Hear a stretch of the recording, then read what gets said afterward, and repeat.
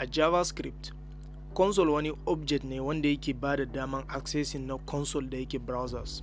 Ana amfani da console na browser wajen login na informations wanda zai iya ɗaukan kowane kalan data type. Bari mu bude HTML file wanda na yi linkin da JavaScript nawa.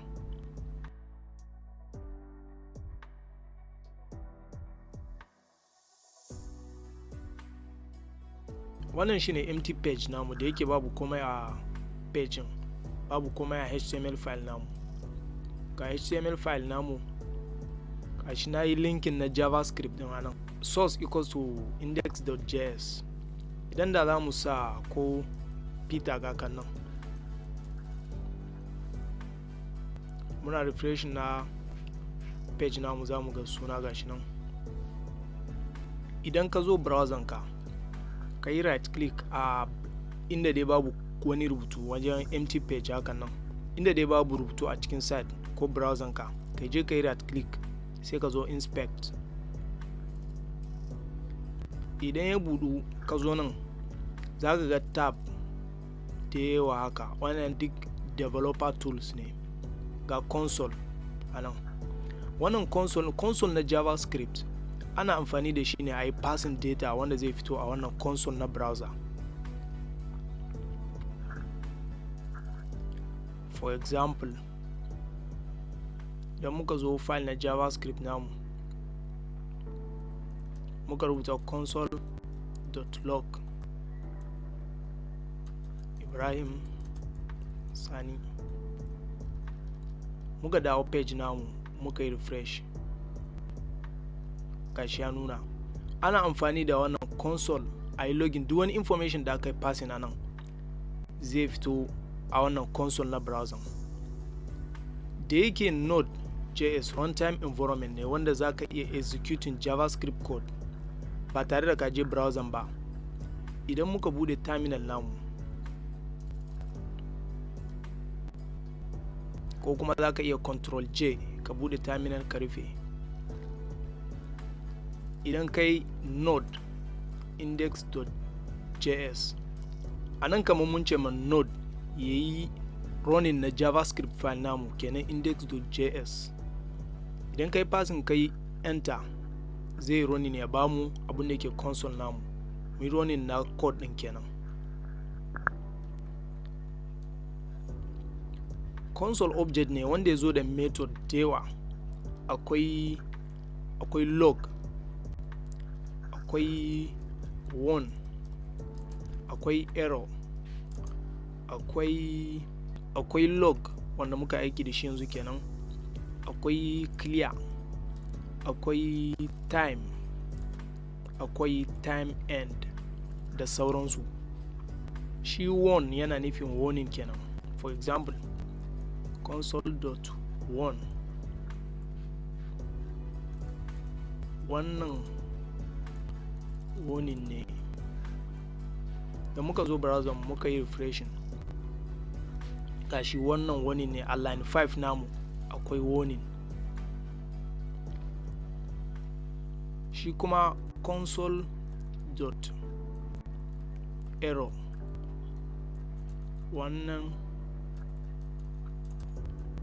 error ne.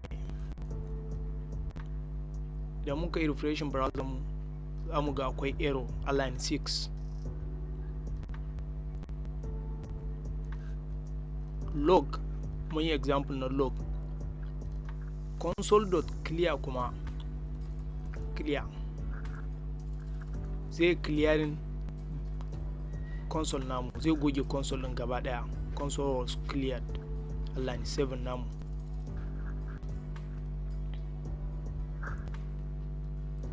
Shi kuma time da time end ana amfani da su ne wajen neman lokacin da function yake ɗaukawa kafin ya yi executing, ko kuma lokacin da wani block of code yake ɗaukawa kafin ya yi executing.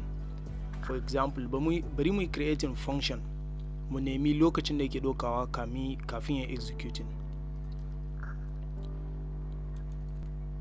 Function wanne ne babban number? na farko, na biyu,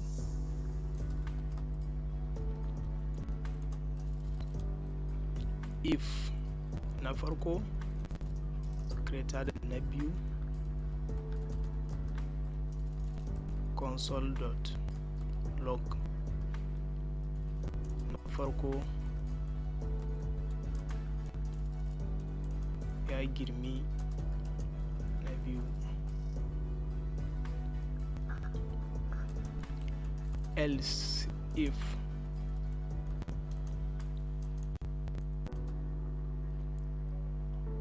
na biyu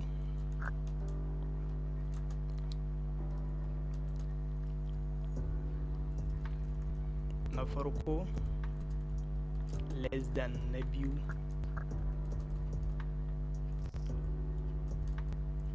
console.log na biyu ya girmi na farko,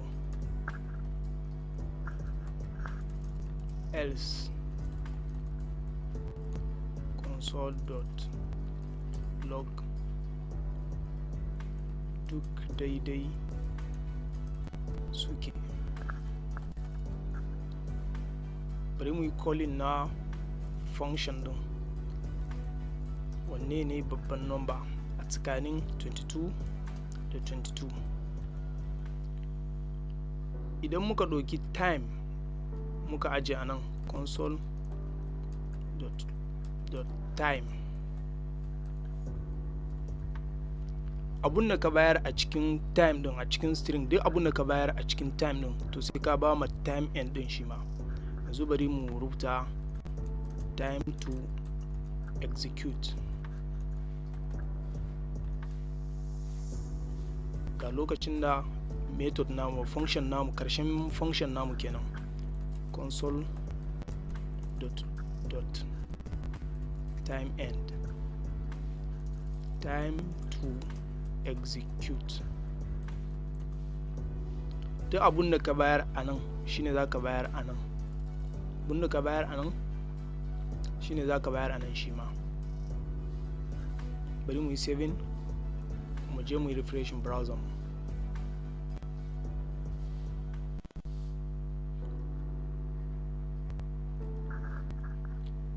Na manta abun da yasa ya ce time to execute does not exist, saboda wannan semicolon da na kara a na biyu ban sa nan ba.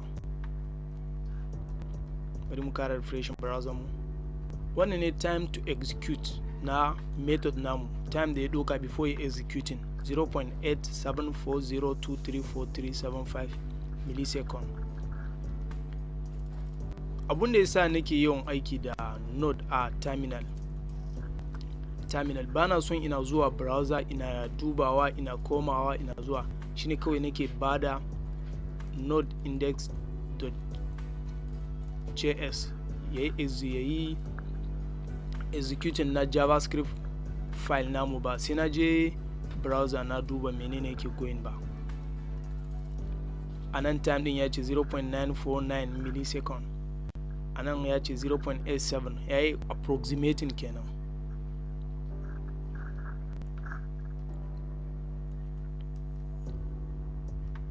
Wayannan suna daga cikin method wanda suka zo da console object kenan, warn, error, log, clear, time end. Amma an fi aiki da log, mafiyan mutane suna aiki da log saboda kawai su duba information a console. Log an fi aiki da log. Sannan idan kana aiki da VS Code ka zo ka installing wannan extension din live server. In ka zo nan ka yi searching live server, wannan shi live server idan ka yi installing, idan kana cikin project kamar wannan za ka iya clicking go live din nan. Idan go live ya yi running za ka ga zai yi running a server, zai running project din zai running a server. Duk abun da kake yi idan ka yi saving, immediately browser zai refreshing, ba sai ka zo ka sake refreshing ba, immediately zai refreshing. Kana zuwa kawai sai ka ga menene a console naka. shi function da muka yi creating muka yi amfani da shi a nan da su if, else da su waye hakan nan, ta yiwu baka ganewa, amma karka damu, a videos na gaba za mu zo har function, mu zo har if da su komai da kake gani a nan duka za mu zo mu yi bidiyon su, karka damu. Nan ne ya kawo mu karshen wannan bidiyon. Idan ka ji daɗin wannan bidiyon ka yi subscribe, ka yi like, ka yi comment da duk abin da kake son ka faɗa. See you in the next video. Thanks.